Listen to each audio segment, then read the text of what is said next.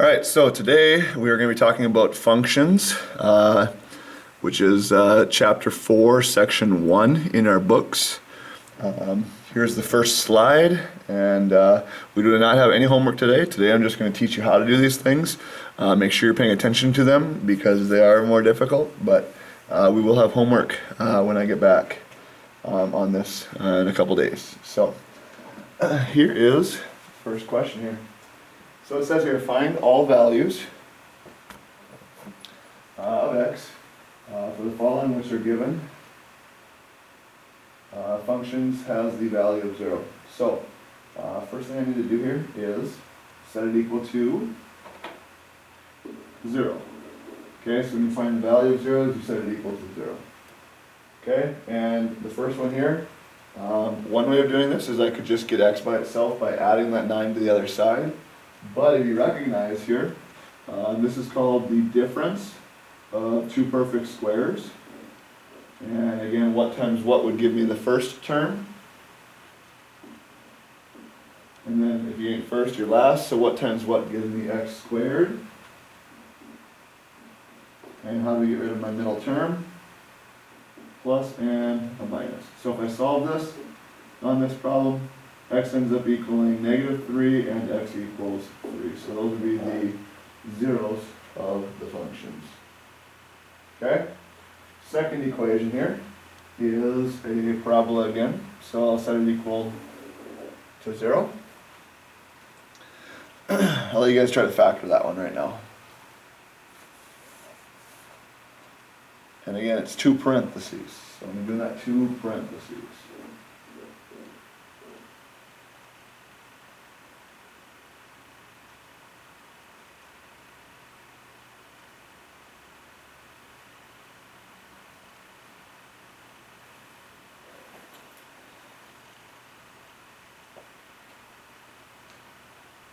Alright, so what times what gives me the first term? X times x is x squared, and what times what gives me 10, but subtracts to give me 3. Yep, 5 and 2. And you can do 2 and 5 as well. Okay, and how do you get a positive on that 3? Positive 5, negative 2 when you check the outside and the inside. Okay, so my two zeros of the function on this problem would be -5 and +2. Okay, absolute value, same thing, set it equal to 0. Normally you get two answers, but it'd be x plus 8 equals 0, and then x plus 8 equals -0, but that's the same thing, so therefore when I'm doing this here, it's just one answer, and it will be x equaling a -8. Okay, let's look at the next one. Should have an equal sign here, messed it up. And again, we're setting it equal to 0. So if I'm getting x by itself, what do you think I would do first on this problem? Yep, I'm going to square it. So I'm going to square this side, and what you do one side you do to the other, which gives me x plus 2. Those cancel equals 0. So the 0 of my function on this problem will just be x equaling a -2. Now, these are going to be important today because what we're going to be doing today is we're going to be looking at functions and determining what the domain and the range are. And when I do that, I need to have a starting point, and those starting points are always on the x-axis. Okay? Next question here, again I'm setting it equal to 0. Okay, and if I'm solving this, how do you get rid of a cube? We do the opposite, which is a cube root. Just like to get rid of a square, do the square root. To get rid of a cube, I do the cube root. Okay, and what you do to one side, you do to the other, so those cancel. So 2x minus 3 equals what times what gives me 0? And that would be 0. And then you just solve it like algebra. So now 2x equals 3, and then divide by 2 on both sides. So x equals 3/2. Okay, And as for the last one, fraction, I know how much everybody loves fractions. Okay, so when I do this problem here, I'm going to set it equal to 0. Now the hard part about this though, is you can do 0 over 1, or you could set it equal to 0, regardless of what we do there. We can't actually get a fraction equal to 0, because in order for a fraction to equal 0, where's the 0 got to be located, top or bottom? And top would be the answer there. So 0 divided by any number down here will give me 0. But right now, instead of a 0, what's there? A 2. So you can't actually find the 0 of the function. This equation probably is not going to cross the x-axis, but there is a vertical asymptote at what number here if you set the bottom equal to 0. So now if I set the bottom equal to 0, that would be x equaling 1. So there's a vertical asymptote. So if you're on a graph on a number line, there would be a vertical asymptote at that spot right there at 1. Okay? So that's just kind of a quick refresher of kind of how to solve those types of problems, which I need to know how to do today. So here is what we're going to be getting into today, which is functions. Okay, this is section 4-1. So the definition of a function is a correspondence or a rule that assigns to every element in such a set D exactly one element in set R. So D stands for domain, R is range. The set domain, D, is called the domain, and the set R is called the range. And if you look, pretty much what it's telling me is if I have the letter x, any number for x, and I plug it into a function f, so this curve here, going from here to here is the function f. When you after you plug it into my function f, it now gives me f of x, because I plugged x into the function of x. And what was f of x the same as? Y. So pretty much just an x and a y value. This would be my range. What you get after you plug it in, this would be my domain. Every function that has an x value normally always will spit out a y value. Okay? So, here is the first question. Okay, so it says if the domain of a function is not specified, we assume that we are talking about real numbers. So no matter what, if it doesn't say what the domain is, we assume it's going to be a real answer. Okay, so on this problem, I'll show you kind of what that means. It says here to give the domain of each function. Okay, so in order to find domain and range and see what's happening, we need to use our calculators. Okay, because when I use my calculator, I can see the asymptotes. Okay, I'll erase this so we can kind of work here. So grab your calculator out. If you don't have a calculator, go grab one. Yep, you in the back over there, you can grab one too.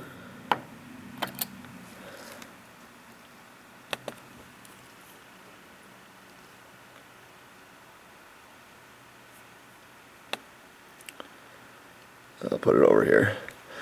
Alright, so when I plug into my calculator, again I go to y equals, and I go 1 divided by parenthesis x, which is up here, minus 7.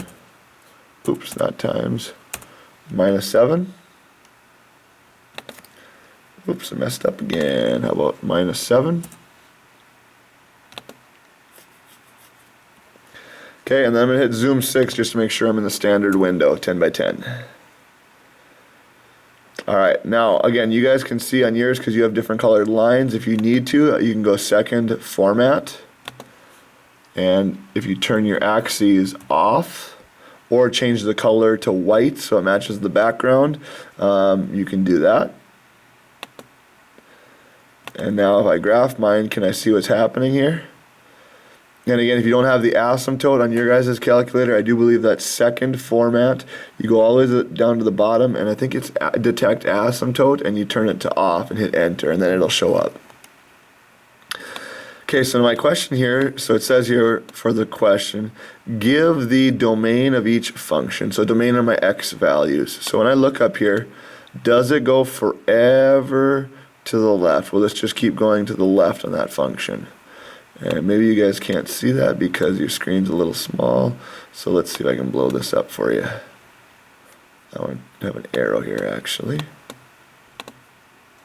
Oops. Alright, so there, now you can see the screen. Does the screen go forever to the left? Will it keep going forever to the left? Yes, because left and right are my x values, which is the domain. Will it go forever to the right? So if you follow the arrow, it'll go, it'll go, it'll go. When it gets closer to this asymptote, it will drop, and it actually keeps going down forever to negative infinity. And then if I go to the right, it jumps all the way up to the top, up here to positive infinity. And as I keep going right, so I'm moving right now, it's like a roller coaster. It's flying down, and it's going to keep going to the right forever. Okay? So, does that go forever left and forever right? Yep. So since it goes forever left and forever right, it is all real numbers, but there's one answer that doesn't work. So what answer would not work on this problem? And that answer would be where the asymptote is. So my asymptote on this problem is, what number would you plug into the denominator to get 0? So what number would you plug in for that x to get a 0? And that answer would be x equaling 7 is where the asymptote is. And actually it can't equal 7, so I'm going to say x cannot equal, I'm not sure if, I think it goes that way. Let me see here. Right on the board so I feel it. Actually it's like that, okay? So when you write it out, I'm backwards there. Okay, so you're right. X cannot equal 7. And again, it says that if the domain is a function not specified, we assume that we're talking about all real numbers. So pretty much it's every single number that would work. Any x value you would plug into this equation would spit out a y value that would be a point. Okay, so for example, if I plug in 2, now let's go 14. If I plug in the number 14 for x, 1 over 14 minus 7 would give me 1 over 7. Is this a spot for my y value? So could I plot the coordinate 14 comma 1, 7? And yes, I could. Okay, let's say I picked 6. So 1 over 6 minus 7, which would give me 1 over negative 1, which gives me negative 1. Okay, so if I plugged in a 6 for x, it spits out a negative 1. Okay, so if you look at my graph now, back over here, I'm going to go second format, turn my axes back on. Okay.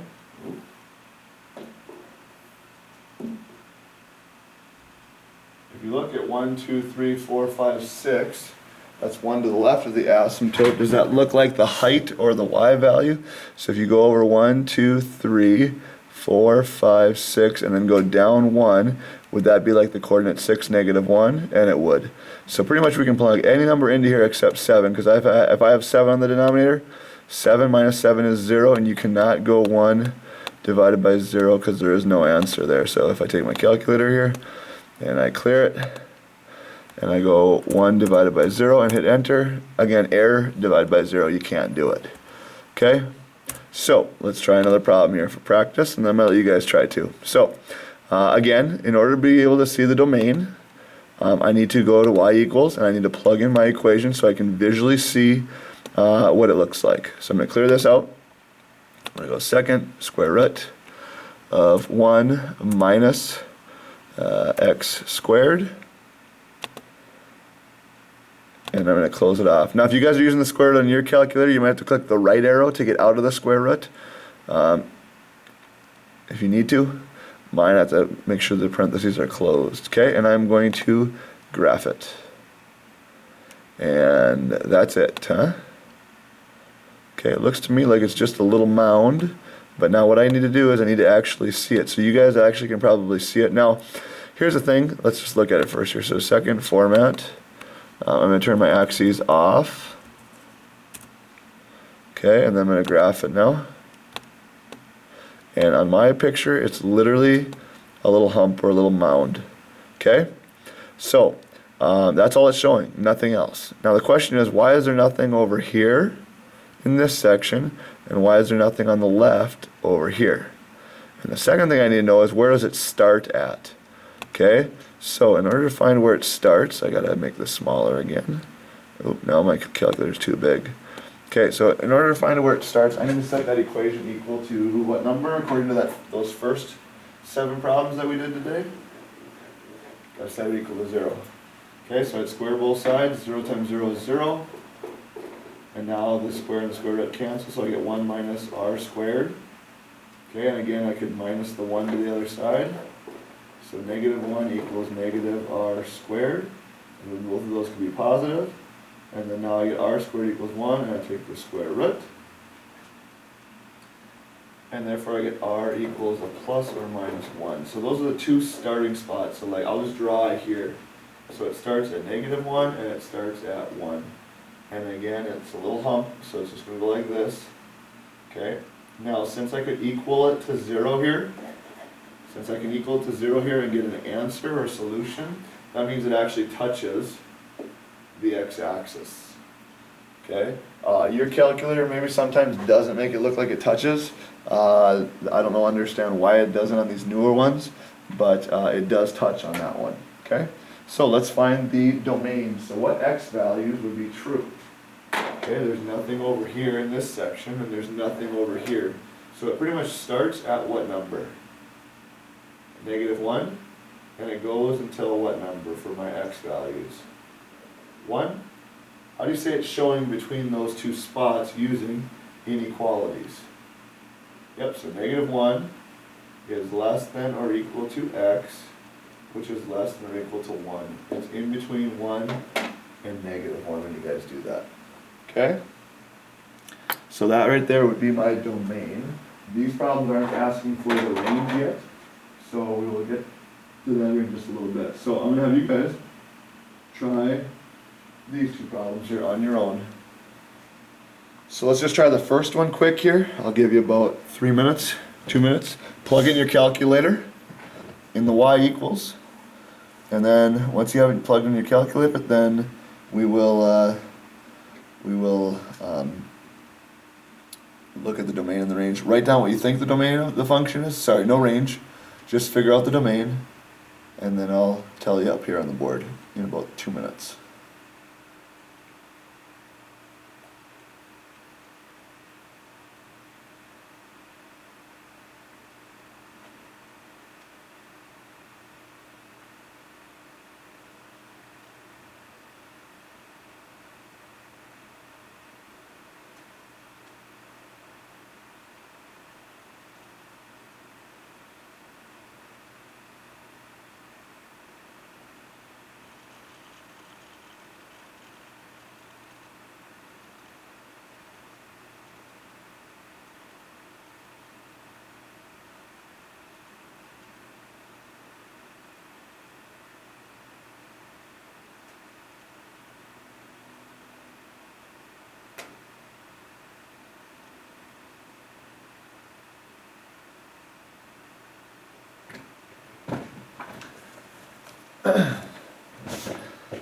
Again, remember when you guys type in fractions into your calculator, you all have to have parentheses around the entire bottom. Man, let me make the screen smaller now. My calculator's gotten too big. Oh, there we go. Okay, there, we're back to normal again now. So again, I'd go 1 divided by x squared plus 1. Close off the parenthesis. Okay, and then once I'm there, let's go to graph.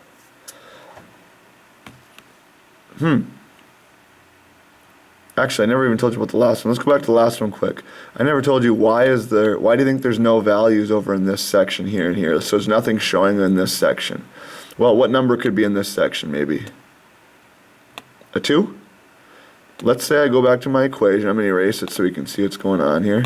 Let's say I erase this, and I were to take my x value or r value of 2, and I plug it into my equation. So if I take my r value of 2, which would be right here, and I plug it into there, 2 squared would give me 4. Now remember, the square only goes on the number, so the negative is still there, so now it's negative 4, and then I'm 1 here, so that gives me a negative 3, and then it's the square root of that, which that answers the question of why is it not showing in this section or this section?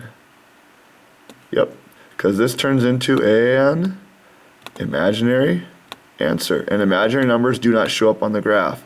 Just like when we had parabolas and my x-intercepts using factoring or quadratic formula turned into i's, that means my parabola never crossed the x-axis, so it didn't show up where it should. Here, my graph does not show up in the imaginary answers. Okay? So thinking about that question, and now going back to this question we're just on right here, and looking at my picture, okay, to me it looks like it just goes, does it go forever to the left for the x values or the domains? Yes. Does it go forever to the right? Yes. Okay? So therefore it goes forever left, forever right, which means, what would the domain be? Yep, all real numbers. Now, is there any spots here that doesn't work? Well, I could check and see if I plug this equal to 0, or set this equal to 0, okay, and I solved it, okay, minus 1, okay, and then I solve this, okay, I'm going to get x squared equaling negative 1, and again you square root, and what just happened when I take the square root of negative 1, I get plus or minus I. So there's no, so that means that there's no, so just like when you get an I when you do quadratic formula, it's imaginary. It's the same thing here, which means if we're looking for an asymptote, this fraction doesn't have an asymptote. Okay, and the reason is you can plug any number in for x squared. Okay, and x squared, if you plug any number in here, for x squared it will always be positive. So if I plug negative 1 in here, squared, it'll always turn to positive 1, and then it turns into 1 plus 1, which gives me 2. Okay, if I plug in a positive 1 here, 1 squared plus 1, well that's again 1 plus 1 gives me 2. No matter what number you plug in here for the x squared, it's always positive, and then when you add that with another positive number, you'll never be able to cancel it out to give me 0 in the denominator. So there's no asymptote on this, so therefore my solution on this problem is all real numbers. Okay? Alright, I'll let you guys get a minute here on this next problem. So now, and that's a square root in the denominator. So plug this next equation into your calculator and let's see what it looks like.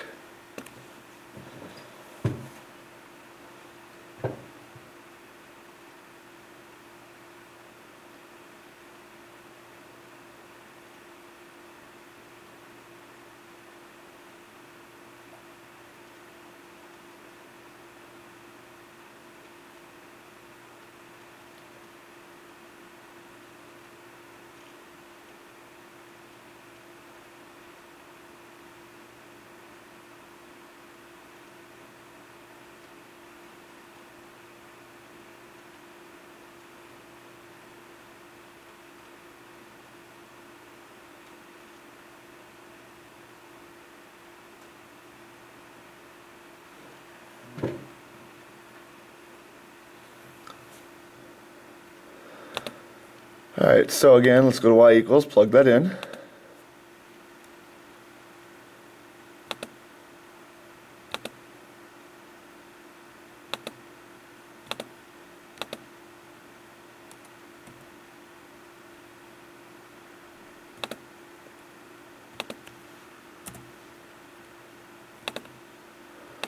So on mine, I need this parenthesis to match with this one, and then this outside parenthesis to match with that one.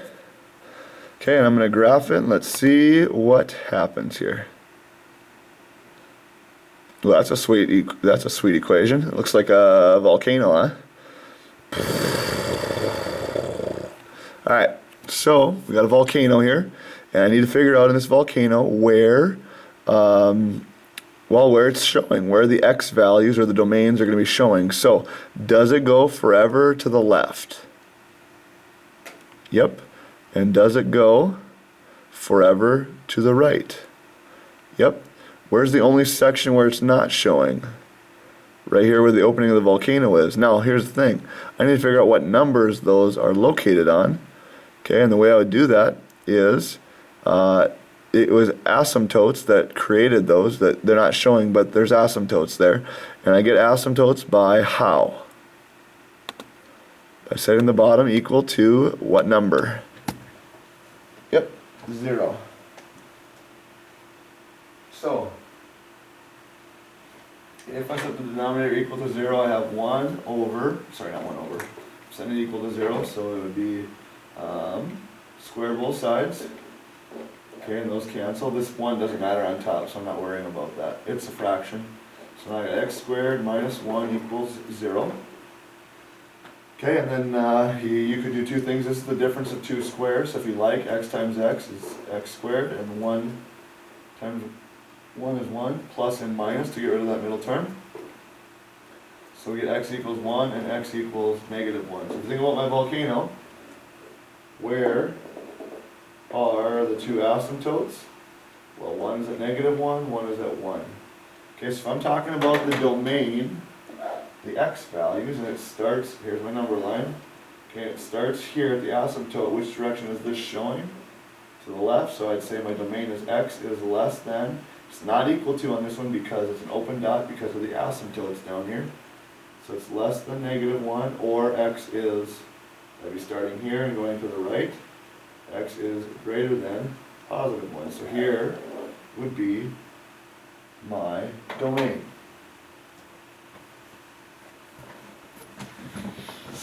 Alright, so let's go to the next slide here.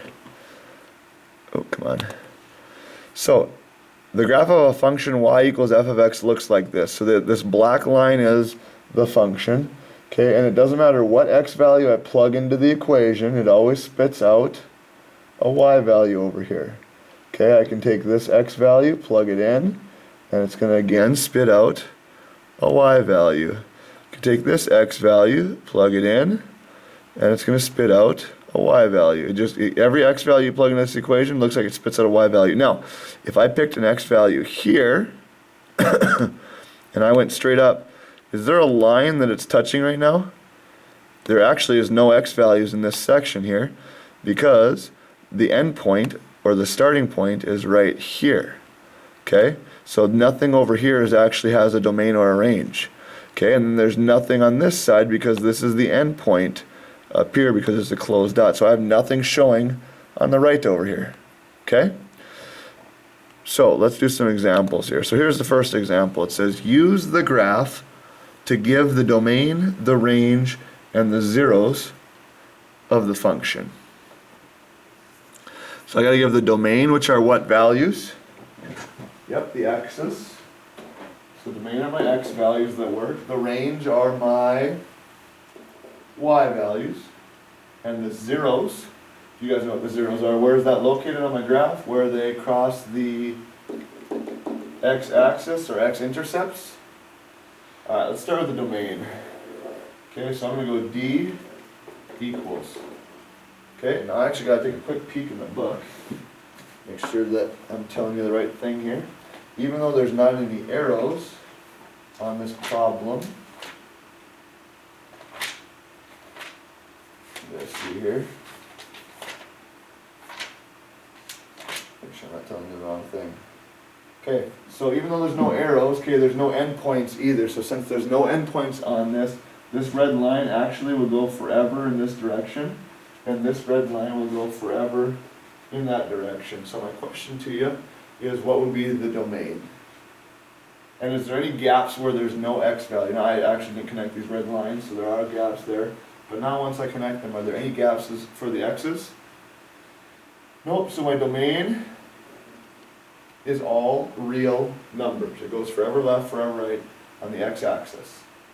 Okay, the next one I'm going to do is the range. Okay, so the range are my y values. Does it go up forever? Okay, and sometimes what I did before when we do this is I draw a line like this and I kind of move it. Is there anything going on up here on my graph? There's not. It actually stops right here at what height? At 2. And it goes all the way down to a -1. There's nothing going on down here. So how do you say between -1 and 2 is where my graph is sitting on the y-axis? The highest is -2. The highest is +2, the lowest my graph will go is -2, and it doesn't go in any other direction other than in between those. So how do you say in between -1 and 2 using inequalities?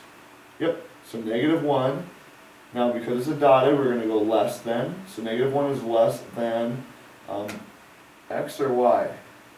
Yep, y, because we're talking about the range, which is less than 2.